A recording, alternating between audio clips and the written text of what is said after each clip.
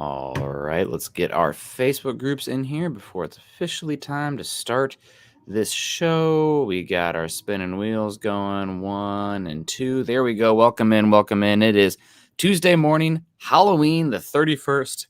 How you feeling, Scott? Very spooky. Anything fun today?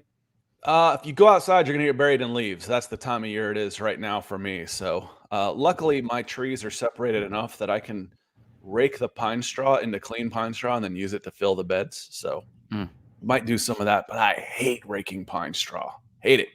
not the Hate most it. fun. Do you have a favorite Halloween costume from your childhood? Oh, I was always a vampire. I was an Anne Rice kid. Interview with the Vampire Lestat, Queen of the Damned, etc., etc. So from like 8th grade until I was 25, I was a vampire. You My were in. favorite, though, probably all time. I'm kind of antisocial, not all that comfortable. So Halloween actually works great for me. But a couple of years ago, I got a Grim Reaper mask, a Grim Reaper outfit, and I Mhm. stood completely still, and people were freaked out. Yeah. Is it real? Every once in a while, I just kind of move my head real slow and back and forth. I was like, "This is perfect for me. I can hide in plain sight." That's great. Yeah, my dad likes to do that as Michael Myers. Always pretty fun, like standing off behind a bush. Um, my favorite though is certainly Captain Underpants. I went as Captain Underpants one year. My son has I gone as Captain Underpants, so really we, good for we need to him. like merge together some pictures. Yeah, that's I had like a flesh toned like sweatsuit and stuffing and whatnot, and the big pair of underwear and a skull cap, and it was a good time. I also went as a old lady once, and people were like, "You're not an old lady, you're a man." I was like, "Yes, I How am. Thank you." dare you assume? Well, guys, You can get in a lot of trouble for that. Now you can get canceled for that kind of stuff now, Nick. you want to be careful, that's for sure. But yeah, you guys let us know in your favorite in your comments, your favorite Halloween costume or whatever. I see a lot of Michael Myers comments here. Robot doing the boogeyman is dead. Yeah, Michael. Oh, talking about beating Mahomes. Yeah, unfortunately, this is the maybe fourth movie of it, and he's gonna get back up, and we're gonna see him again in another movie next season. I don't watch slashers. I've never watched a Friday the 13th. I've never seen a Halloween. I don't like them. I've said this before on here. I saw Nightmare on Elm Street in 6th grade at a sleepover. I made it 30 minutes and had nightmares for 3 years. I'm like, yeah, just not into that kind of stuff. No. Jump out of an airplane, but I don't do thrasher movies. I love the original Halloweens with Jamie Lee Curtis and Haddonfield. James Carpenter. It's a good one, but to each their own. And if you like the more Monster Mash style of Halloween, then God bless you. I'm not into the super gore myself, but let's load on the chat. Seriously, drop your favorite Halloweens. It's a good time of year. It's a lot of fun. I'm excited to get the trick or treaters here. We got Duke Rose coming in saying we won again. Heck yeah, it's 2 in a row. Don't call it a streak. Donald Willison coming in here saying morning everybody. I hear Josie may be on the block. What kind of compensation do you think we could get for him? Scott, you were mentioning to me beforehand, somebody put out a trade offer. Obviously, it's that time of year we're trying to, we media, people trying to generate, interest, clicks. You got to write an article about trades. Okay, here's one. What was the deal that you saw, and Yeah. how US quickly would it Stadium be? app, they've got about 53,000 followers or so, enough to get people's attention and show up on my feed, but unstuff. They had five deals we'd like to see. And the number five one was the Denver Broncos trade Josie Jewell to the Philadelphia Eagles for a 2024 fifth round pick Okay. and a 2025 third round pick. We're like, where do we sign? Where? Get Yeah. him on the phone Yeah. right now. I'm like, there's just no way. No. Come on now. I mean, like I said that I did it just like that to Nick before we went on. I'm like, let me watch your reaction. I said fifth round pick, and he's like, yeah, okay, yeah, that makes sense. And I'm like, and a third round pick. He's like, whoa. I'm like, yeah, not gonna happen. Yeah. Love Josie Jewell, but 9 games left on his contract. He hasn't played a full season since I've been covering this team for 3 years because of injuries. A non-premium position. 1, 2, and 3. That's all you need to know that you're not going to get. I have 4 as well. There's more. Yeah, there's more. Yeah. Yeah. He's going to be signing his third contract as well. So that's typically, it feels like we just drafted him, honestly, I guess, and that makes me getting old, but like he's on the back 9 of his career as a linebacker as well. It's not like you're trading for a rookie contract guy who's just entering his prime. We're here and potentially on the back half of it. So yeah, Josie, I think I would ask for a 5th. If I can't get that 5th, I honest to God may just keep him, because what we've seen so far from Drew Sanders has been erratic. I guess that's the word for it, volatile. But yeah, Josie, I'm asking for a fifth, and we'll see if they get it. I don't know if It anybody almost is sounds like offering his middle name now. Josie the fifth. Josie, I'm asking for a fifth jewel. Yeah. Yep, that's probably about it. Do you agree, disagree? Am I being too greedy here with the No, ask? no, we've said this before. He's the only one of all of these guys that are on the block that we've talked about. One of the reasons we've talked about them is because they're old and expensive. That's the main reason why. Hmm. Without fail, all of these guys are under contract next year that we've mentioned. Cortland Sutton, Tim Patrick, he's not really going to be, he's not a trade candidate, but guys who are still under contract who you have flexibility on. Justin Simmons, Garrett Bowles, Jerry Jeudy, all of those guys are under contract for next year. The only one that you don't have any contract flexibility with out of that bunch is Jerry Jeudy. His is guaranteed because it's a fifth-year option. Josie Jewell's a free agent. Josie Jewell fits into the category of Bradley Chubb and Von Miller. He's just not playing edge, and he's not as valuable a player. So you got a first. We were on here last year, Nick, talking about Bradley Chubb. I'm like, no, I don't see it, man. I don't see somebody giving up a first round. They did, and you were like, I think it's about to happen. They did, and again, fifth or better. Otherwise, you're better off having him out there and finishing the season, doing your best to win games and finish the season as strong as you possibly can. He's more valuable to your team for the next 9 games than a fifth-round pick would be, in my opinion. Yeah. We got Jeremy also saying Jewell doesn't make any sense to me. Sanders got 4 reps on Sunday and doesn't seem ready yet. Also, we saw the dysfunction of the defense without him.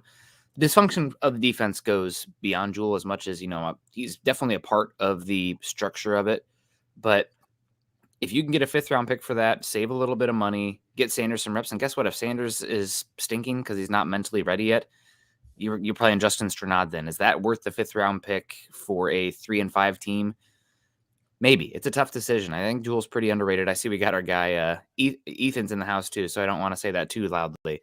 But Jewell's a contributor, and if you can get a fifth, though, and create a little bit of space and figure out what you have in Drew Sanders, because right now, the way the Broncos are heading right now, Scott, your starting linebackers in the defense next season are Drew Sanders and Alex Singleton. And we don't know about Drew Sanders. Is it better for him to get those reps down the stretch here, to get that experience, to understand the run fits? I don't know. All interesting hypotheticals discuss. But if you can get a fifth, I think you have to strongly consider it. Yeah, and Donald Willison asked the question, didn't they just add another inside linebacker from the practice squad they have? But if you're looking for, steady Eddie out there, Ben Neiman played for Vance Joseph in Arizona last year, and he had 70 tackles. It was a career high. He's been flexed up, so he has been on the active roster. So he's now on the active roster. He's played a game for the Broncos. Is he what you're looking for if you trade a starter? Yeah, pretty much. It could be some experience that you're lacking in Drew Sanders. Is he as good as Josie Jewell? Obviously not. But if I have Ben Neiman and a fifth-round pick and $3 million, probably more like $2 million in extra salary cap money for next year, is that worth the deal? We may never know, Nick. That's what it comes down to. We don't know what's going to be offered. We don't know what they would accept. I would just as soon stick with Josie Jewell as opposed to anything less than a fifth and a third. And we're helping you pack, Josie. Congratulations. Yeah. What they said, but that's not going to happen. Yeah. Yeah, they're not going to get a third from. They can't get a third for Justin Simmons. You think they're going to get a third for the less valuable position, Josie Jewell, with 1 year of control left? I'm as devalued on the linebackers as possible. Although I think with current defensive trends, we can rediscuss that position at some point, Scott. But I do want to get into here these super chats. Call to action. Michael Ronquillo, thank you so much. Says happy Halloween to Nick and Scott in Broncos country. Go Broncos. No spookiness in here from this last week, that's for sure. Michael Ronquillo says, good morning, Nick and Scott and Broncos. Go Broncos. Both superstars. So Michael double dipping today, getting us started. We appreciate you so much. Hope you're doing well. Hope you don't have anything. Don't be up to anything too naughty tonight, Michael. It's Halloween. Make sure you're in curfew and all that. Jeremy Sean, morning boys. I'm thinking it's Judy or nobody. If I had to bet, I think we don't do anything. The trade deadline is anticlimactic. It is. Yep. It's all this build up and it's like, oh man, we could do this, this, and this, and then nothing happens. Players value their picks maybe too much. The salary cap stuff is always hairy. I wish they'd move it back like 2 weeks personally, but we'll see what happens. Arguably the biggest deal from each of the last 2 years has come through Denver. So it hasn't felt like that. Von Miller, future Hall of Famer, going basically to win a Super Bowl, to Rams. a contender. That was a big deal. Get a second round pick because you help pay for one by getting his contract, so you get a second and third. And then number one for Bradley Chubb. Those were, I mean, we're biased, but those are the biggest deals I can even remember in the last two trade deadlines. For And there sure. hasn't been anything. There was a decent size one for a defensive lineman coming out of it wasn't Carolina, Washington, Baltimore. I don't remember who it was, but there was a Talking about defensive lineman that yesterday? went west. Talking yesterday? Yeah, You have the New York Giants sending Leonard Leonard Williams Williams. That was it. out to the Seahawks. So that'll be a fun matchup for sure. Yeah, The but so Seahawks, far that's the biggest deal of the trade deadline. and it probably will end up being the biggest deal. That if I had to bet right now, but we'll see what happens. I got David coming in here, David Youngkin, saying, "I hope we keep the momentum of this win going forward. I'll be the first to eat crow. VJ's defense was great on Sunday, but I'm still not sold on it yet." David, welcome to the club, never being sold on anything. So that's, VJ's been playing great. And I think early on, I was definitely probably a little bit more of the outspoken DJ or VJ, not supporters, but just like, take it easy. Let's see how it plays out. And now we have this game with against the Chiefs, where it's the worst game of Mahomes' career. Flu game. I don't give a crap about that. They played great. They've been playing better the last 3 weeks. Oh, maybe I was wrong on VJ. Let's see how the rest of the season still plays out. We still have games to see it. I think right now it's way more likely that he's back than he's gone, but we still have games to determine that and data to gather. So there's no reason to be yo-yoing back and forth on your takes on this one. Just steady Eddie. We'll see how it plays. Yeah, we're certainly not in the I would rather have anybody else but Vance Joseph stage of things anymore. I was a little surprised. I thought it took some huevos from some eggs there from Sean Payton to stick with Vance Joseph. But we discussed on the show, we get asked all kinds of questions, so we try and get every view, and one of those is why stick by him. And we went a little bit on that yesterday, but this is best case. This is what you're hoping for. I mean, when you stick, you get loyalty from the people you work with when you stick by them in tough times, and then they bring you through it. Man, you become a wonderful boss that you can get. You can then go get young, talented people because the reputation you have of this guy's easy to work for. This is somebody I want to come work for. I don't know about easy would be the word for You know what I Payton, mean? but he has my back. Yeah, he's fair. He's loyal, and I mean, he had that reputation on offense. I mean, hell, Joe Brady was getting interviews. Was it Joe Brady, the guy? I've already forgotten him because he was getting head coaching interviews 2 years after he was fetching coffee for Sean Payton in New Orleans. Yeah. Yep. Crazy. It was that LSU stint too that really helped. But yeah, we'll see what happens with VJ. But they're playing a lot better. Man. It's crazy. That was 1 year of offensive coordinator at LSU with Joe Burrow and what did he have? Jefferson and Chase and God Lord, what a team! Best best college offense ever. I want to be offensive coordinator there too. Throw it deep, like throw the ball. We got Sean Burns in the house saying good morning to you, Sean. Philip Hagginson, good morning. Got our guy Ethan says good morning, gents in Broncos country. Great to see you, Ethan. Hope you're doing well. Of course, we got Lance Johnson in here saying top of the morning, fellas. Headed back to Dallas after attending the game. Victory has never tasted so sweet. Well, hopefully you enjoyed your time in Denver. Hopefully you didn't get snowed too much out there. I mean, crazy. That's mountain weather, right? You have snow one day and then 75 the next. So hopefully you got in and out easily from the game and Denver itself. Got Caden coming in saying happy Halloween, Broncos country. Hopefully nothing too spooky today for Denver. Zach Power saying morning, morning. Kevin Gray's in the house saying morning, Nick and Scott. Dave Glassman also happy Victory Tuesday. Heck, we can have victory every day of the week for this week. That'd be great. Let's write it out. You only get this. 2 weeks. 2 weeks. You're right. It doesn't go to neutral next week. God bless. Yeah, we're going to enjoy this week and next, as Dave says. Philip also says, in my opinion, I think we should keep Jewel. He's underrated. I'm on the same train as you, Phil, but the issue, again, we already talked about it, the age, the contract. If you are looking to add just even a little bit of resources next season, that's one you can move on from, and you can find linebackers also. Like, it's not like you're going to be you could even resign him after the season. You could sign him back. You could save money on the contract this year, get a 5th round pick, and sign him again. He's a free agent. That's the thing, Phil. He is a free agent at the end of this year. Yep. Yeah, I think I do it if I can get a 5th. Dominique, happy Halloween to you, Dom. Also, we got Joel coming in saying sell Jewel and Judy. Those are the two names that I think are probably the most likely for the Broncos. There had been talk about Sutton and Singleton both as well. So the Broncos definitely seem like they have been targeting linebacker and wide receiver as positions they can move, and that makes a lot of sense, Scott. Given the Broncos traded up to go get Marvin Mims. He had a lot of snaps last week, not a lot of targets, but maybe becomes more part of the offense if Judy's gone. And with Jewel, again, we talked about it. We need to find out Drew Sanders, even though he only played 4 reps last week. Part of that is because, the game plan, the scheme, and getting those guys out there. So I don't think it'd be the worst thing in the world to have Drew Sanders go through some lumps next season, as long as you can keep him confident. Is he a kind of guy who will learn and grow from that? Jewel's a free agent at the end of the year, so okay. Depending on what you get, I'm not just it's not a fire sale anymore. That's the thing. It's I don't have to just get rid of all these guys because the team has given up. No. I'm back to being negotiate from a position of strength. I'm in a much better position if I'm Sean Payton, George Payton, and the Denver Broncos. I don't have to get rid of these guys. If you want them, you make me an offer that turns my head. We're not all that interested. Judy is a guy that needs to go because again, I'm sorry. Let me re-say that. I said he's a guy who needs to go. I didn't mean that.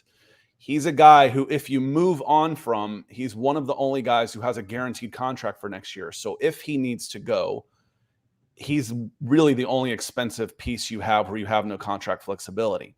So you ask the question on him, would you rather have Jerry Jeudy or would you rather have $13 million in salary cap? Right now, I know the answer to that one for me. I'd rather have $13 million in salary cap. I could get probably 3+ starters, upgrades across my depth for what I'm getting, for what I'm going to pay Jerry Jeudy next year.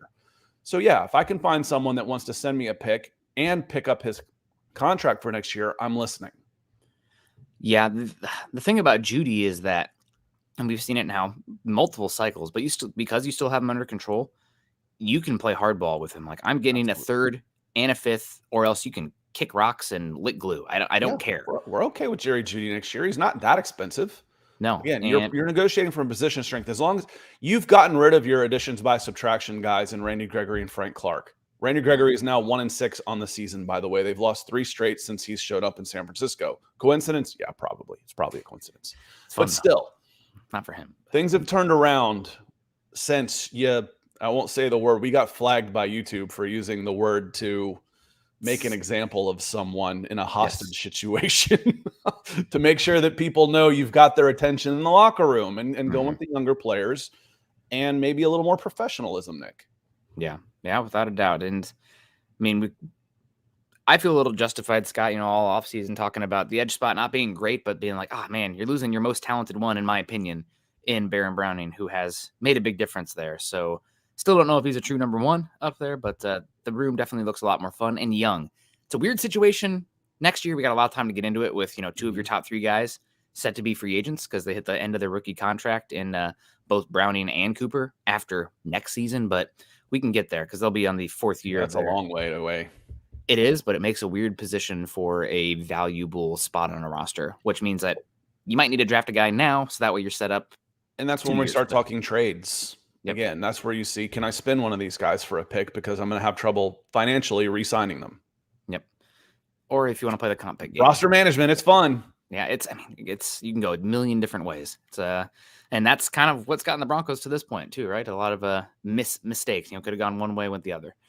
Peter Laurie coming in here saying, good morning, Nick and Scott. Let me start off by saying what a roller coaster Broncos season from worst defense to top defense with PS2 and Baron Browning. They've been a lot better. They've been playing good football. Zach Allen has turned into a plus player on that defensive line. I don't think he's a 1A, but he's getting after it out there. He's playing. He's getting there. Yeah, he's good. I'm a little biased, Scott. I kind of like the guys who have clubs for hands that when they touch you, you fly backwards. And that's not as much Zach Allen. Jeffrey Simmons is my cast type. Did you see what Jeffrey Simmons did to one of the best offensive linemen in football last week? He's Hulk. He is a Hulk. He one-armed Chris Lindstrom. Oh my God. Yeah, it's different, right? It's displacement. It's unbelievable. But anyway, that's not to go on a task. I absolutely love Jeffrey Simmons. But yeah, no, the defense is playing great. But what's kind of unfortunate is the Broncos defense was so bad early in the season, Scott, and it's not just the 70-point game. Everyone think the 70-point games, but the efficiency metrics in weeks 1 through 4 were so bad that let's say the Broncos play like a top 10, top 5 defense the rest of the season, they're still going to be not great in the overall metrics because of how bad they were to start the season. I mean, historically bad. So, I mean, we can obviously switch sliders and the variables to kind of see how the defense has been week 5 on, and they've been kind of more middle of the pack. But it's going to take, from a macro perspective, it's going to take insight to understand that, like, well, the first 4 games, that was a different team out there, and they played a lot better down the stretch. And we'll be fair, just like we said this year with this, when people were talking about Vance Joseph and how bad this defense has gotten. This defense was a top 5 unit last year, and now they're awful. No, they really weren't. And here's 9 games to show why. Post-trade deadline, they were 23rd, 24th. They were pretty poor. Oh, you're looking at 1 game. Okay, let's take that game out of it. They're 22nd, 21st. So we'll do the same thing. We'll be fair. Listen, if you turn a corner and you see, I like line graphs, Nick. I like trend charts. I like watching line graphs. If I see you stink, and all of a sudden here you get good and you stay good, we're going to cut this off. And we had a 10-game look to say, this is where this defense is now. Forget this part. This is gone. It's ancient history. BK Mark, he's coming in with a $10 super chat. Thank you, Mark. Says, morning, gents in Broncos country. Random question, but what's going on with Riley Moss? Also, I think Judy is the only in-season trade we make. We went over Judy, BK. Appreciate you. And again, I won't be surprised if nobody gets traded. It's harder to make a deal than it is to make no deal. So, last year, Nick was on here. He'd already heard some stuff coming in. And then 30 minutes after I'm getting done saying, I don't think Bradley Chubb, I just don't see it happening, he gets traded. But I'm not hearing Nick say anything right now. So other than maybe he's on here. But what is going on with Riley Moss? Is he healthy? Is he ready? One of the guys you said that's playing better, we talked Baron Browning and PS2. Fabian Moreau played every single snap last week, and he's been a tremendous upgrade over what the Broncos had the first 3-4 weeks of the season. So there's another guy. Is Fabian Moreau helping to keep Riley Moss off the field right now, or is this still about Riley Moss? I think it's a little bit of both, and we can't talk about the position without also giving a shout-out to Jaquan McMillan, who was unbelievable in this game. I mean, it was one of the better secondary position games we've seen from a player in the Broncos this season, just from a standout. PFF grade? Was it like 92 or something? Well, it's fun. I always say I like to trust but verify. So we talked about these players like, man, we love the way Zach Allen played. We love the way McMillian. Is it McMillan? It's spelled McMillian. I think it's McMillan. Jaquan, the way he played. And then you go and look at the PFF grades, and Jaquan comes in with an 89.4, which was 12 points higher than Baron Browning and Zach Allen and Josie Jewell, who came in next. It's like, oh yeah, good. We know what we're talking about. So they're grading well. Now we can refer to their grades for the Broncos more often with trust. Yeah. But yeah, what is going on with Riley Moss? You've gotten big time improvement from 2 defensive backs, and you got Pat Surtain on there. So is this about the guys that are playing, or is this about Riley Moss? I think it's more about Riley Moss. I think that hernia that he had set him back a bit, and I think he's had some chances at special teams and hasn't really stood out compared to like Tremont Smith and everything as well. So, and thank you so much, BK Mark. So unfortunately, I think this is probably a situation where a guy might get lost to the, the NFL. When you get injured at your rookie season, you miss all that time. It might be a lost season for Moss in that regard. So we'll see. I'm hoping that he still gets healthy and whatnot, but as long as you're playing okay football in the secondary at cornerback, as we're seeing right now, no reason to rush him. So I wouldn't worry too much just yet, but we're definitely keeping an eye on what happens with Moss. Zach says, I'm with Scott, and I don't like the word capital when talking about draft picks, but if we want to come up with new words, I don't mind resources. Zach, that's how I refer to them when we're talking about the spend on a position. You're going to end up needing a premium resource at this spot, whether it's money, that's a resource, or a draft pick. So that's how I refer to them, premium resources. What's it going to take?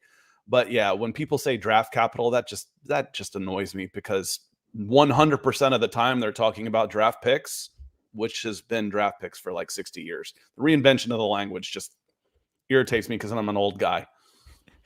We don't have to go down it again. but you could have a lot of draft picks, but not have a lot of draft capital. Because if you have Then 20 but you don't 7th round save any picks, time by saying, okay, we don't have any high draft picks. Same thing. It's the same thing. English Every is time you say capital for draft, capital, you can substitute picks and have the exact same meaning. mostly.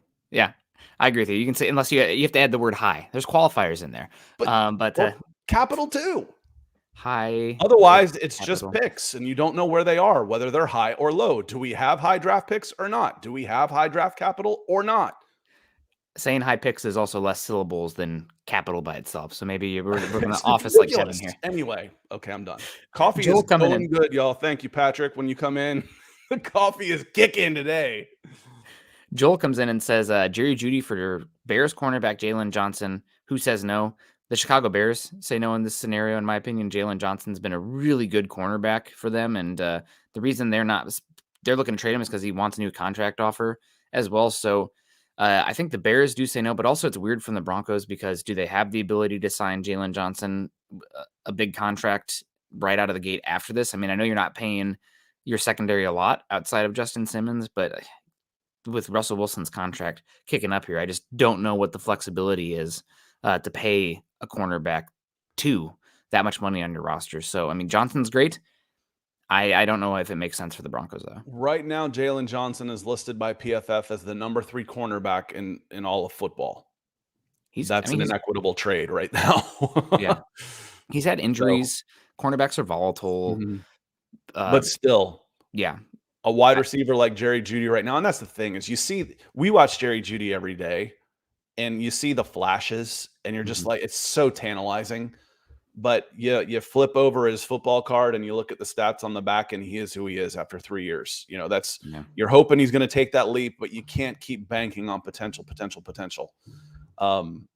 And right now, it's an inequitable trade. So I agree, Joel, with what Nick said. Right now, who says no? The Bears probably say say no. Yep, they probably do say no on that one. David Kilgore with the super chat coming in here. Thank you so much. Says, any chance do we trade Russ now that Minnesota is looking for a quarterback with Cousins out for the season? I think it's going to be next. The financial ramifications and aspect of trading Russell Wilson make it almost impossible to move him unless there's some crazy like cap moving around stuff. But as far as a deadline perspective, I think that would be pretty damn hard to do. Maybe it happens in the offseason. God, it would be complicated as heck. We'd have to spend multiple shows dissecting what's going on with the money and where is it going, but it's not happening at the deadline. I hate to talk in absolutes. I am 99.9% sure that it's not going to happen at the deadline here.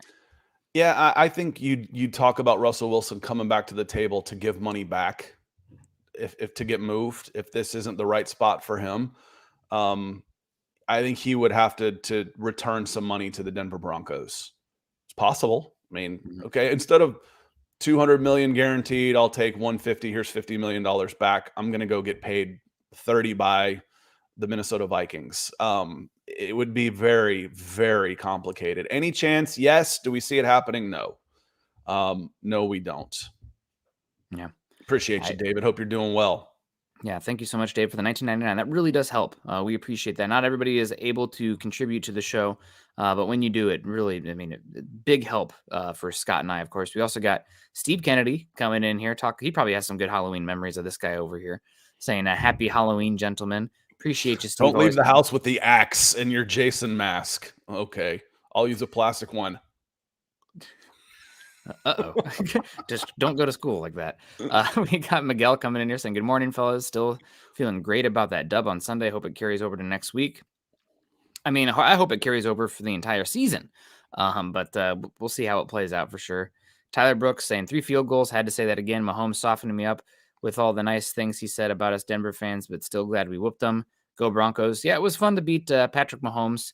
This is one thing, Scott, where you never want to take too many giant takeaways from a singular game because singular games are weird and crazy things can happen. It's one reason that when I'm looking at team building aspects, when I'm reviewing a season, I don't just look at the Super Bowl winner.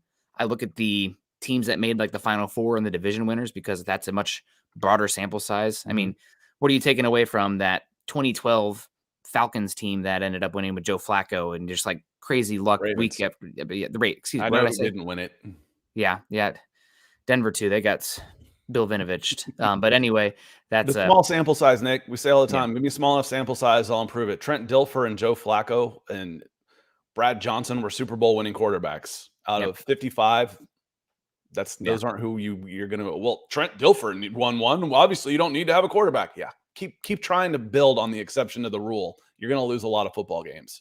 It'd be like banking on rolling a Yahtzee, right? Like I only live if I can roll the Yahtzee here. That's good luck. Well, he You're rolled dead. one, so look, it Yeah, can happen. Yeah, it can happen, but the probability is really, really against you. yeah. That's like living on scratchers. It's not But gonna to last. be fair, Nick, part of that's also I want to see multiple years. You know, when we start talking about okay, 3 of the 4 guys were on rookie contracts. Okay, well, that could be an anomaly right now in history. You know, that Mhm. could just be this was a good young class. What happens when these guys get older and there aren't as many openings for rookie players on good teams and rookie quarterbacks? So we'll see. You know, we'll see. That you know, we call that a cheat code and stuff. And will it matter as Joe Burrow eats up more of his cap, as Josh Allen, as these guys get older? You know, Justin Herbert still hasn't done anything on there. And we talk about these young guys. So there's more than one way to skin a cat. And I think we're getting to a point now where we can start asking, is it worth having a $50 million quarterback? Well, a $50 million quarterback won it. Well, yeah, that's 1 or 2 guys that are winning all of them. Yeah. You know, right now it's Patrick Mahomes and that are winning all of them. So are they the exception? What is the best way to do it? But I agree with you. I want to look at 6 teams and I want to look Mhm. across multiple years, which is, hey, we've been here for 3. We're Mhm. digging into our 4th year already, so we'll be here. Yeah, I guess my point of this Chiefs game was that you and I are very trench oriented, but at the end of the day, you still need somebody who can do something with the ball in their hands. And the Chiefs in this one, God bless Watson and Sky Moore and Rasheed Rice and all they have out there.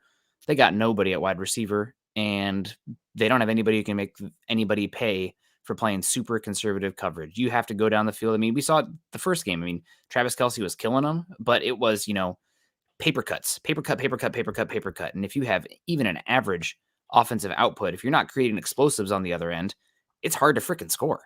So that's I kind of took away that, maybe there is starting to be a little bit of a pull towards playmakers a little bit in that regard. Because it's so hard to get explosives right now. Well, we can, for the most part, we can look at the dynasties and tell you who their skill guys were. Yeah, You know, I mean, New England Patriots and Tom Brady might be the exception, and that's a lot. That's a big exception when he's got 7 rings. Gronk, but yeah, Yeah, but I mean, I can go back to from, the Steelers. That's about as far as I go back were the 70 yeah, Steelers in my memory. The Steelers, Lennon, Swan and Stallworth. Let's get mm, into the 80s, and I get to the 49ers and Jerry Rice and John Taylor, and their running backs were phenomenal too. yeah, Roger Craig, Wendell Tyler, etc. I get now to the 90s where the Dallas Cowboys were ruling. I got Michael Irvin, I got Alvin Harper. I got their tight end. I don't remember who their tight end was off the top of my head, but again, you have to have those guys. And I warned yesterday, be careful turning the Kansas City Chiefs into the Green Bay Packers, where they just said, you know what? Our quarterback's so good, he's going to make plays. Well, Aaron Rodgers only ended up with 1 Super Bowl because he didn't really have the offensive weapons, especially towards the back end of his career, where it was like, okay, they'd win 11 games because they could navigate their schedule, but then anybody with a defense in the NFC, they're not beating them. mhm. So I don't think that's going to happen, Nick. I think the Kansas City will navigate out of that, but they could use a playmaker too. Yeah, without a doubt. Kevin comes in. People still saying it was only because Pat was sick. What do you say? I say scoreboard. Broncos beat up on the Chiefs. Patrick Mahomes is healthy enough to play. Nobody's apologizing for the Broncos, missing anybody in any of their losses. It's the game, right? If you suit it up, you're out there. You are going to be judged for it. If people want to put an asterisk on it, at the end of the day, it counts the same. It breaks the streak. The Broncos now can hold that over the Chiefs for a calendar year that they are, the one up on them right now. So I don't give a flying, what. Too bad. It's pretty easy to trigger a Chiefs fan by just reminding them that the only reason they won the Super Bowl is because of a holding call. Yeah. No, I'm teasing on that, Chiefs fans. I never said that. I got she said, I did a video after that when it was actually on Broncos for Breakfast. Someone asked, what do you think about that? I said, I felt cheated because I got cheated out of what was going to be a spectacular ending. I don't know who was going to win, but as soon as that call was made, we knew who was going to win. Other part you say is you could just be sarcastic. Well, I guess it doesn't count then, in the standings. Third is like, who cares? If that makes you feel better, if that helps you sleep at night. Pat was sick. They didn't lose this game because Patrick Mahomes wasn't making plays. They lost the game because the guys that Patrick Mahomes was throwing to weren't making plays. Patrick Mahomes was making plays. He can't catch it. Oh, I guess a healthy Patrick Mahomes would have caught that ball in the end zone, huh? Yeah. It's just people justify bias is unbelievably powerful. And that's why it's, fans are short for fanatics. It's not because they don't call them logics or loges for logicals. Being short for logical, it's short for fanaticism. Yeah, absolutely. Troy comes in. Troy Boer. Appreciate you, Troy. We didn't get this one, I don't think, did we? No, we did not. But happy holiday to you, Troy Boo. Her. That's how I'm going to remember it. So appreciate it. Says, hey guys, does the second half of our schedule look better than it did before the season? Also, can we trade Judy for Pitts? Have a great show. Kyle Pitts, if you want to throw in, a 2024 second round pick and we don't have one, 2025 second round pick and a third this year, plus Judy, and maybe get a 6 back than possible. But Pitts is a lot more valuable than Jerry Judy, despite the issues that Atlanta's pass game has had. Pitts being a lottery pick, I think he has way more, way more value than Judy. So I don't see that happening. I also don't see the Falcons with their physical nature looking to bring on Judy as well. But I would take Pitts on this team instead of Judy for sure. Yeah, the Falcons wouldn't do that. You're more likely to get a third round pick out of the Atlanta Falcons. They've got a conditional fourth that can move up to it. That will probably move up to a third, giving them a 2/3. It could elevate to a second. If you go look at Tankathon and you see that Jacksonville Jaguars pick they have in the fourth, it's almost certainly going to be a third, and it could be a second pick. Mm-hmm. You'd be more likely to get that pick from the Falcons for Jerry Judy. I think Pitts, I really believe he still fetches a first round pick in a trade. May not be a top 5 pick, but I think he goes for a first. He's 23 years old, just turned 23 in September. Yep. Still has all of the measurables that made him the highest drafted tight end ever. And hasn't really played in an offense that was going to use him the right way for lack of scheming and or resources. Yeah, I don't think it's happening, but we'll see. I don't know if we said hi to Pat Laurie, but good to see you. Robbie Red comes in and said Broncos should wear their all-white jerseys with their throwback helmets. Can't do that. I think you have to, any alternate helmet has to be worn with your specific color rush uniform. Maybe that'll change here in a bit. But there's all these weird rules. I don't know what it is. Why? I do not. I have some answers, Scott. I have no idea on that one. I mean, okay, well, you can wear throwbacks, but you can't wear them in this combination. Dude, who effing cares? Yeah, I have no idea. That's stupid. You I want them wear dark if the home team wants to wear dark. That's it. Yep. Yep. I don't really care. I mean, I would love to see the throwback. I wish they wore the all whites with that white helmet that they wore versus the Jets, but rules are rules, and maybe they'll change it. I have no idea what that one exists, Scott. Zach Powers coming in, still bringing us some draft questions, even though the Broncos are winning 2 in a row. Zach is not a true fan if he wants to talk draft. No, I'm just kidding. That's is JJ McCarthy worth a dart throw if Broncos are picking 7 to 10? If not, feels like a trade back makes most sense if there is a buyer. Trade backs are always tricky because it takes 2 to tango, so it's so hard to project. That also means that there has to be a player that's worth trading up for, and B, a market for that. You're not just trading down to trade down. You have to feel like you're getting equitable value in return on your precious draft capital. But as far as Scott just died, happy Halloween. Is JJ McCarthy worth a dart throw that high? It's too early for me to say. Michigan's in a weird situation where they just literally are just bludgeoning teams to death. And so McCarthy's like really never violent. Their offensive line is unbelievable, Scott. So they have probably the best running back duo too.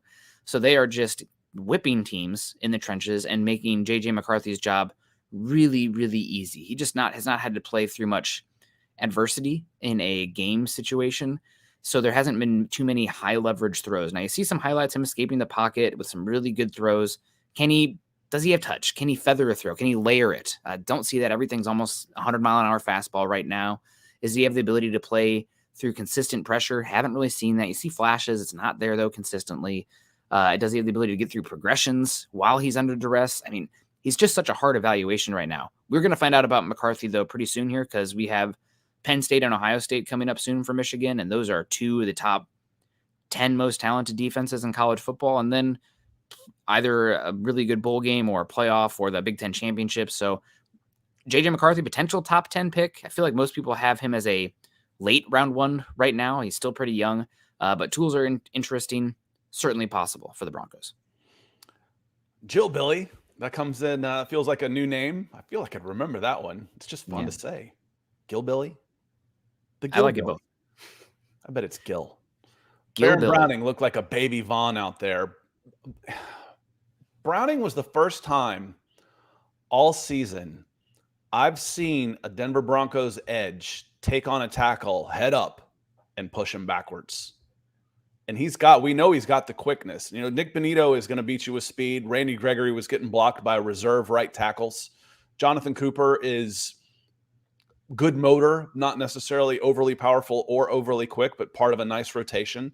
Baron Browning, we know he's quick, but he was powerful too. I saw him watching him getting a push on guys. He's a difference maker. He's a big help to this defense. And by God, he's got to stay healthy. Hopefully they waited enough time where he can stay healthy and you can get him for 10 games now? He's played 2. How many are left? 9. Get him for 11 straight games and start thinking about, man, this is the guy. Yeah. Stay healthy, dude. We know you've got it in you. We've seen it every time you've been out there. Yeah, he's a athletic specimen. The issue is injuries. He's been injured at Ohio State. He's been injured every single year in Denver so far. So extremely talented. I mean, when you plug him into the mock draftable database and sort him to edge, his number one athletic comparison for all the measurables that they had at the combine was Khalil Mack. Just as far as the body type and how he measured in the explosive drills and everything. So not that he is Khalil Mack in his prime, but he's a very, very talented player. And if he can stay healthy, he can be a really darn good pass rusher. And I'm pretty darn happy they moved him to edge. I know there's a lot of, hand-wringing about that. Why would you move your most athletic linebacker to edge? Well, pass rush is more valuable. And if you can get a guy like that at rushing the passer versus, trying to play run fits and play from his, neck up versus using that athleticism, then probably a good move long-term, but he's got to stay healthy. Keith Brugman says, congratulations to the Lions. Yeah, but that helmet was terrible, Detroit. I didn't watch the game last night other than I saw Jimmy Garoppolo missed a super wide open Devontae Adams. That would have been a big 98-yard touchdown, but congrats to the Lions. They're a team that is definitely feisty in a absolutely wide open NFC. I'm a big fan of that color of blue, but it doesn't have a lot of positive connotations in football. I see it and I think Duke. So it's not really a power scheme for me. That said, I feel like their standard uniforms are too much Dallas Cowboys. It's like, okay, you're Dallas Cowboys wannabes because you haven't had the success. So I liked it being a little different, but the dishwater gray with the blue, it wasn't my favorite uniform either, Keith, but they're a good team. That's what really matters. As we see all the time about uniforms, man, I don't care what they're out there. If they're out there playing well, and they're a good team. And yeah, how long can they make this last if you're down there for sure? Goodness gracious. In Las Vegas, what a disaster. Deuce from New Orleans says we should have kept Albert O. Glass Dulcich isn't working out. Albert O has been active for one game, but has not seen a snap in the NFL in 2023. I'm not sure that Albert O was your answer either. Whether or not Dulcich is working out, I don't think Albert O really factors into the equation, to be honest with you, Deuce. Again, you had a guys like, we had a great game, end of the season. So did the player you signed off New Orleans that's on your practice squad, had almost an exact replica of that game in the last preseason. We haven't seen him either. Mm-hmm. So it's tough to get on the field, man. They need some help at tight end for sure, and the receiving aspects of this game. I just don't think that Albert Okwuegbunam would have been your answer this year either. The issue, and it's something that we kind of disagreed about a tad, Scott, but I think I'll double down on the take a little bit. Just looking at the last 2 weeks in the formula, the blocking from that tight end spot matters for this offense. Mm-hmm. You're seeing Chris Manhertz get 55% of the snaps how many catches does he even have this season? But they're effective offense when he's on the field. They're running a 6 offensive freaking linemen out there. 20% of the plays, 15% of the plays last week. You're seeing Troutman play almost 100% of the plays. I mean, that inline aspect does matter. Now, the ability to play off of that in 12, 21 personnel, whatever you want to call it, 22, is a wrinkle that's missing because you are lacking that pass catching, playmaking, tight end aspect from this offense. But I think the bottom line is rule number one is, can you at least contribute enough in the pass blocking department that the defense has to account for you? Because if they're not accounting for you as a tight end, I might as well freaking play a wide receiver or an offensive lineman. You're not doing it for me. I need you to create a mismatch and a personnel issue for the defense across the way. We knew that coming in just by looking at the guys they signed. They signed Powers, they signed McGlinchey, they signed Troutman, they signed Manhurts. The tight end, the fullback, Burton. And there's one more, I think, that who am I forgetting? I don't have the depth chart. He was a former offensive lineman from South Carolina. That may have been the player that they just signed, who's a tight end. I mean, that it didn't just sign, but he might be the guy on the practice squad that we're talking about from New Orleans. Yeah, name's escaping me. I'll look that up back up soon. But it's absolutely about blocking. You just still need more of a receiving threat. I want to find a guy who can do both, who can be more of a receiving threat. It's blocking first, though, right now. You can look at the guys they have out there. It's Manhurts and it's Troutman. It's Troutman and then it's Manhurts. Blocking's first, for sure.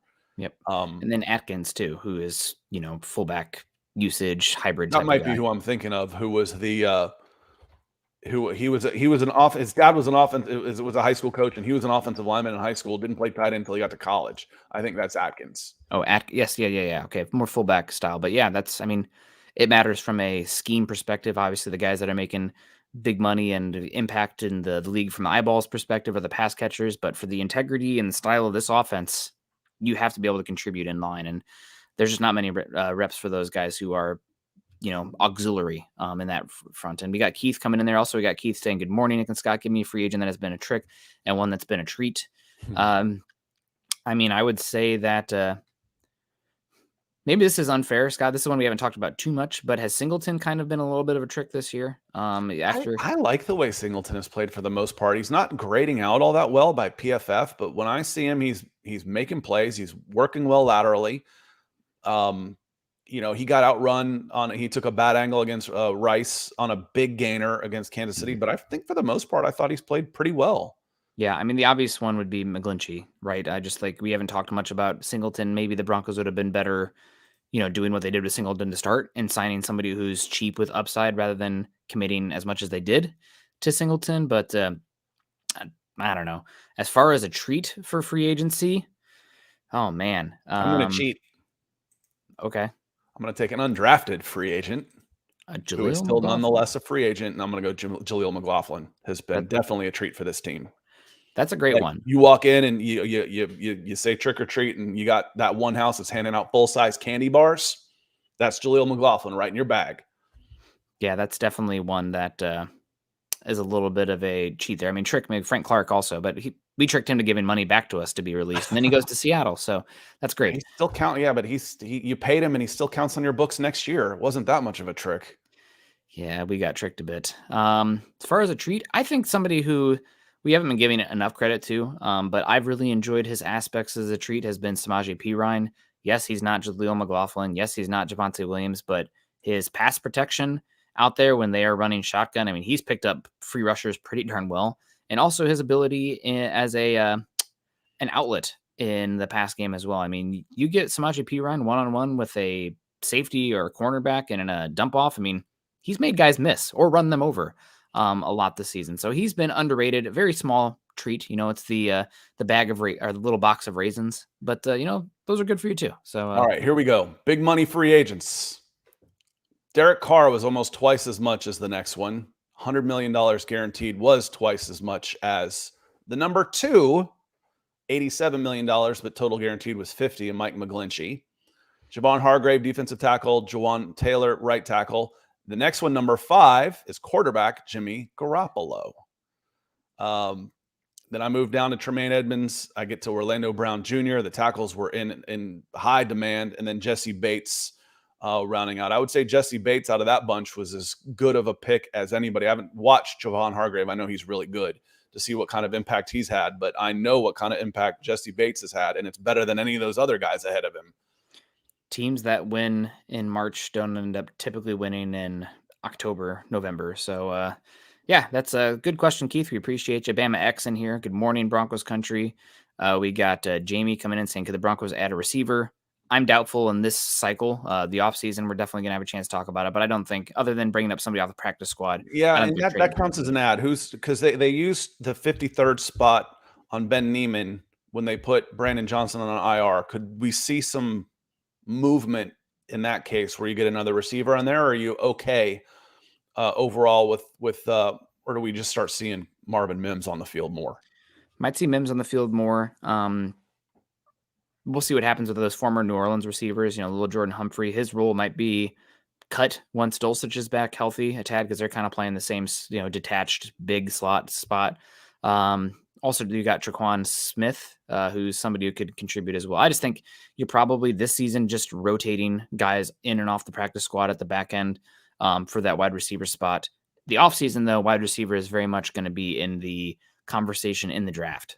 We saw it. Broncos had all these guys healthy, and then this offseason, they were still out there trying to, bring in Alan Lazard, sign Adam Thielen. So as much as, they're playing well and we hear Sean Payton talk about them, it did seem like they were not happy with the guys they had and were looking to add different skill sets. So wide receiver is certainly possible. We got Pearl Heater coming on. When will all this guaranteed money end? I don't know if you're talking about a specific player here or anything like that, but we're just talking about in general, since I went down the most expensive guys in free agency.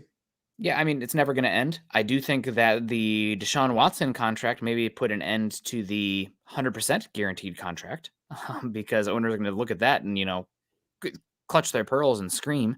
But there's still going to be guaranteed money in contracts. Yeah, my answer to this, Pearl, is hopefully never. The NFL is the only major sport that we watch in the U.S. that don't have guaranteed contracts, and it's the most dangerous. So for the sake of the players, I want them to have guaranteed contracts. The rookies do. The veterans don't. And if they would close the loopholes on all of these contracts and stuff, they would all be guaranteed. And you wouldn't see ridiculous stuff like Mike McGlinchey's $87.5 million contract. No, it's really 3 years and 50. That's his contract. We said from the very beginning, the reporting going on, Randy Gregory's $70 million contract. It's nonsense. It was a 2-year, $26 million contract, and that's what it ended up being. That's what you're ending up paying them. So I don't want guaranteed contracts to end. I'd rather see some of these loopholes closed around manipulating the salary cap, and you pay the guys that are out there putting their lives on the line. Yeah, literally. Yeah, it won't end. But we'll see if it gets increased. That Deshaun Watson stuff really set players back, though. I'm sure the players' union's not happy about how that's playing out. Greg Smith says, good morning. We also got Mark Schrader in here saying good morning. Have not gotten to everybody today. I've been trying to, but just so much fun stuff to talk about. Also, they said aloha to us as well. We got Linda C in here saying hello to you, Linda, on Facebook. Kaylee on Green's in the house. Always good to see you. We appreciate you. And we also have Keith coming in. Said Riley Moss, wondering what happened to JL Skinner. Can't find a way to dress him on Sunday. What was Skinner? Was he a 5th-round pick, 6th-round pick? I think he was 6, but I don't remember for 100% certain. I can look it up pretty quick, though. I thought he was 6th-round pick. You're talking about... Then Forsyth went in the 7th. Yeah. So you're talking about a guy who went very late, has a really weird body type as well. Kind of looking, talking about Slim Reaper out there. And they traded up for Moss at a position where they really do need help even more than safety right now. So I think that's why you have a little bit more conversation about Moss than Skinner, but we'll see how it plays out for him. I'm just hoping that you can get a return on special teams ability from him, but right now he has not been in that pecking order. Alberto coming in saying, what's up, guys? Not too much. Just going to be wrapping up the show here pretty soon. Hope you're doing well. And Orange Bucky says, Nick just added some bass to his voice. I feel like some days I wake up kind of like it's like a little lower down there, but I don't know what's going on. My neighbor had a child who had a voice like that, and I recorded a message and sent it to her. I was like, hey, Mom, it's Eli. After I woke up, sick with a like that. I'm over at Sean's house. We're having some brats, drinking some beer, smoking stogies. I'll be home in an hour. So yes, morning voice. Yeah, I've been there. Maybe I'll keep it. I don't know if you guys like it. If it's getting super chats, then it's in. Michael Ronquillo saying, great show today, Nick and Scott on Broncos for breakfast. Appreciate everybody coming in here. Quentin Caldwell's in the house too, saying good morning. Yeah, so final question here, Scott, as we wrap it on up. Do you expect any trades today for the Broncos? And who do you see being moved, if so? I'm negative. I'm cynical. And like I said, you want to see trades because they're exciting. And no trades, no movement is boring. You end up disappointed. You want to see some moves made and the hope that, hey, we traded Jerry Jeudy. Oh, I'm disappointed. We got a first round pick. Yay. I don't see. I won't be surprised if Josie Jewell is moved because he is a pending free agent. I won't be surprised if Jerry Jeudy is moved because you have some depth at that position to a certain extent, and he's got a big contract that is guaranteed next year. Anything after that, I'm not counting pick swaps. Those aren't trades to me. Those are basically guys we're getting rid of. You know, we traded Contavious Street. We got back a 7th rounder and we sent them a 6th. That doesn't count. Yeah. So any substantial moves, I don't see it happening for the reasons I just said, and because this is no longer a fire sale. You don't have to get the guys that you're going to move for salary cap reasons or change for salary cap reasons. You can still do in the off season. The expensive guys, Garrett Bowles, Justin Simmons, Cortland Sutton, Tim Patrick, those guys are all under contract, all have contract flexibility. You no longer have to have a fire sale because your team did not quit on you and they're winning. You're in a position of strength in negotiations. If they don't want to send you what you want, keep the guys. We'll talk in the offseason. So, no, I don't see a whole lot happening right now. Yeah, I think nothing's going to happen also. Like last year, you know, there was a lot of groundswell that a move would be made. It seems like the Broncos have asking prices that they've set. Teams know that, and teams were hoping the Broncos would come down off them. And if anything, those have been reaffirmed with that victory versus Kansas City. So we'll see what happens. There has been a little tiny bit of talk for defensive line as well, Scott, from the Broncos. I think that would mean potentially a DJ Jones or a Mike Purcell trade, opening spots for some younger guys, which would be a step back from this season, but who knows what it means for the future. I think that's still less likely than linebacker or wide receiver, but that's one that at least I wanted to toss out there so we aren't blindsided by it. There has been a little conflict. You have contract flexibility with DJ Jones also. We just never really considered him because he's been really good. Yep. But hey, if you want to get something in return, you got to give up something you don't want to give up for the most part.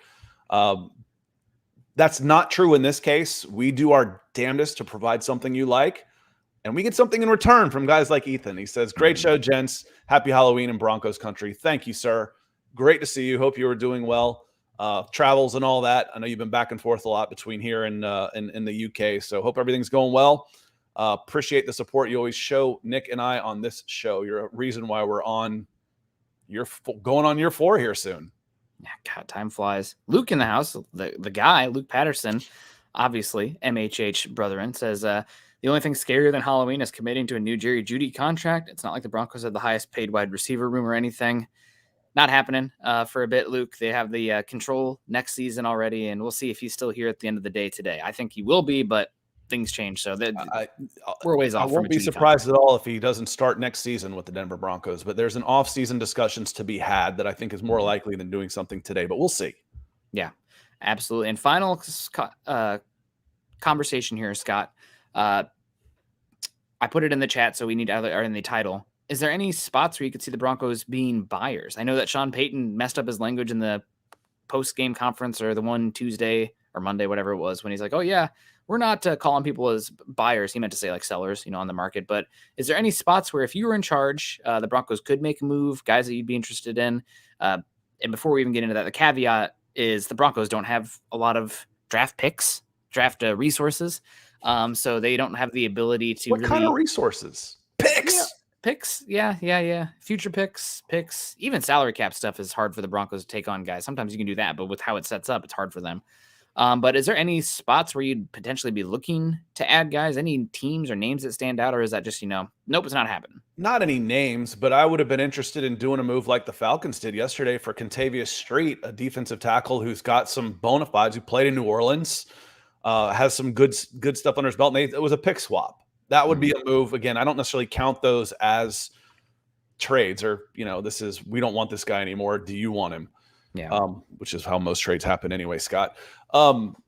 But yeah, you could use another defensive lineman. You could use another 300-pounder in there. And if you're going to make a move with someone like DJ Jones, by God, you better bring somebody in return. But you look back, and then it just becomes depth, man. If Jerry Jeudy goes today, you could probably use another wide receiver from somewhere. You could always use more defensive back help. So, there's nothing that we're thinking of, okay, this is imminent. This makes sense. Let's go after this guy, other than just the standard stuff of, yeah, we could use some help here, here, and here. Yeah, for me, I mean, cornerback would make a lot of sense if you're looking long term for this team. Obviously, you've been out and said how good Fabian Moreau's played over the recent stretch, but we have much larger sample size to say that, is this sustainable? I mean, is this who he is? He's had a lot of bad tape out there. So cornerback's one that stands out. I personally would at least be on the phone and gauging the interest of two teams that are really bad this season, probably looking to add draft picks and kind of reshuffle things here. And the teams that I'm looking at are, everybody probably knows what position I'm going, but the teams I'm looking at are the Panthers and the Patriots, both very bad teams, chance for to earn the number 1 overall pick, even though the Panthers would send it to the Bears, but I digress. I would be looking to see if the Panthers have any interest in trading Derek Brown. Probably not. It's probably going to take your first for him, but like, you're talking about a difference maker in the trenches there that is a building block style of player. And also I'd be calling the Patriots about Christian Barmore, another interior defensive lineman who's not as talented as the likes of Derek Brown, former top 7 overall pick. But adding somebody like that to the defensive front here to get less reps, less dependency on Jonathan Harris and some of those guys would be a move that at least I'd be on the phone to see what it would take. I'm not giving up the first round pick this season, so probably not getting Brown in that regard, because Broncos could still tank, and that's a top 5 pick. You don't want to give that up. But those are two names that, if they were available, I would be very interested in. Talking to the Panthers makes a lot of sense. They've got a couple of premium assets that would cost premium assets to bring in, but would be worth it. If you could get Derek Brown or Brian Burns for a first, it would absolutely be worth it. I saw a question here. It was from Zach, actually. It's going to make us go a little longer, so I thought this was a great question. If Jerry Jeudy's contract is considered expensive next year, what would you value him contract-wise?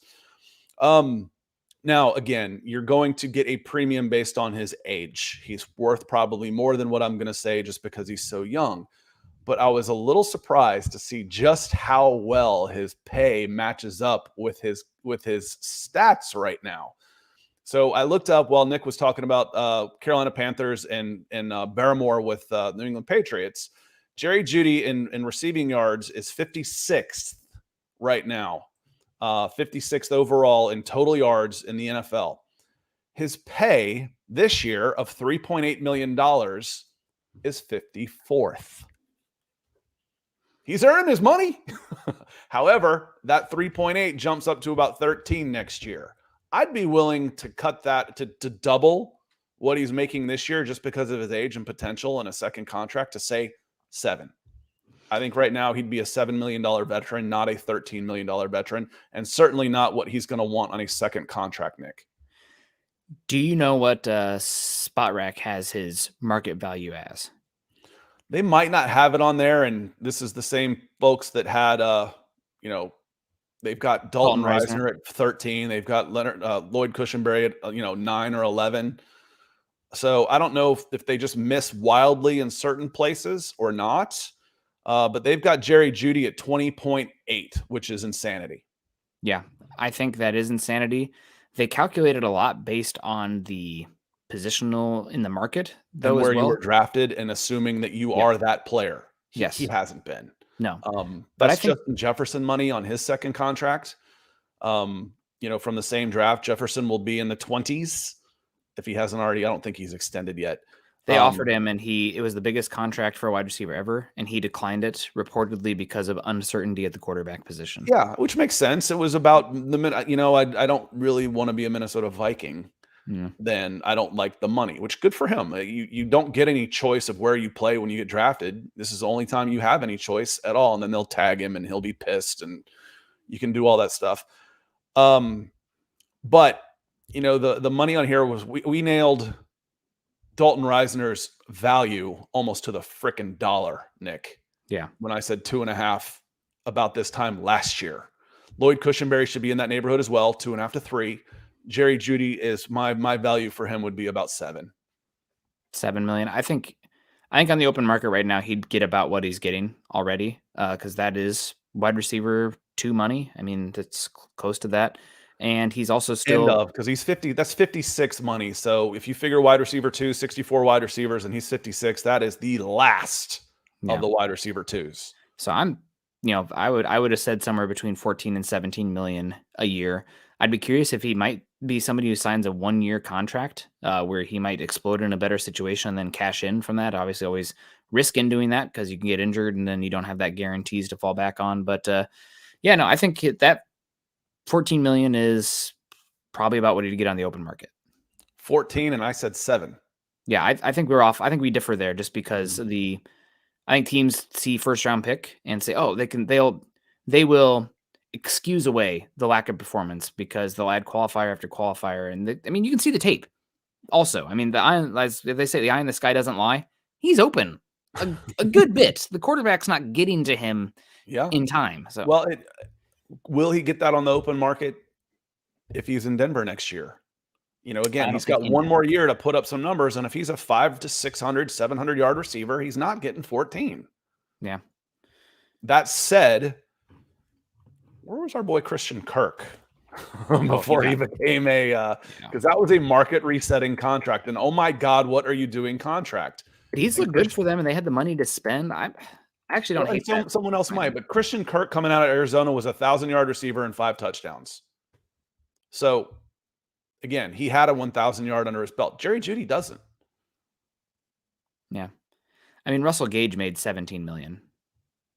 Right? That's No, not on 1 year. Not on 1 year when he signed with the Bucks. You're right. It was a 2-year deal. Yeah. Yeah. He was and Russell Gage had 900 yards under his belt too. Yeah. Yeah. It'll be really interesting to follow. We'll see if Jerry is here at the end of the season, and we'll see how all these guys play. It's going to be interesting. We didn't even talk about trading offensive line. We talked about Jewell being the last guy, and you have backups there that you want to see. Cushenberry's been playing great. Do you mess with the offensive line? Is somebody out there? Center's so hard to plug and play, so it's probably one of the least likely to see moved. But that's something as well that, I haven't heard anything on that front, but there is internal buzz about Wattenberg and Forsythe that I've heard from different people for the Broncos. I don't know if that's setting up to be okay to move on from Cushenberry or anything like that, but definitely going to be interesting to follow. I'm curious if that'd be like the darkest horse we haven't talked about at all. Cushenberry move. Yeah. Being traded. Yeah. And I saw actually Steelers fans talking about making a trade for him. I'm like, he doesn't quite fit what I would expect from a Pittsburgh Steelers center. Yeah. He's been playing good ball though. He's been fine. He has not been the liability that he's been the last couple of years. He's been good. Yeah. Awesome. Well, today's been fun. We're over an hour long. It's kind of been a trend here. We'll see if anything happens with the Broncos here. That now that trade deadline is, God, how many hours away? 6 hours away or so. So should be a lot of fun to see what happens with the Broncos. Make sure you guys are following Scott and I on Twitter. Scott is at Scout Kennedy. I'm at Nick Kendell MHH. Also make sure you guys are following us, of course, at BFB_pod, as well as at Mile High Huddle. If you haven't done so yet, join us at Facebook.com/Mile High Huddle, as well as Facebook.com/Mile High Huddle pod. And if you're joining us on YouTube today, make sure you subscribe to Mile High Huddle, like this show, and share it on your social media platforms. Hopefully everybody has a great Halloween. We'll see how crazy it is here. I'm guessing I'm going to have to be huddled up in the basement with the show tonight while trick-or-treaters are coming and going. So that'll be fun for my wife and the dog and everything, but we'll see how it goes. My favorite night of the year, the 9 years I lived out in California, was, the Hollywood drama aspect of Halloween was a blast. That was a good time. Awesome. One of the things I will miss, it was also one of the hottest freaking days of the year too. I want to say thanks to the folks who came in and contributed to this show out of their pocketbooks. You don't have to do that, and it means a lot to us that you do. Michael Ranquillo coming in several times, BK Mark, David Kilgore, Troy Boo, Gil Billy, and the DWI guys. Ethan, thank you so much for your contributions to the show. It helps us out a ton. Yeah, absolutely. Thank you guys so much. We really appreciate that. Joey saying good effing show. I didn't drop an F bomb today, so that's good.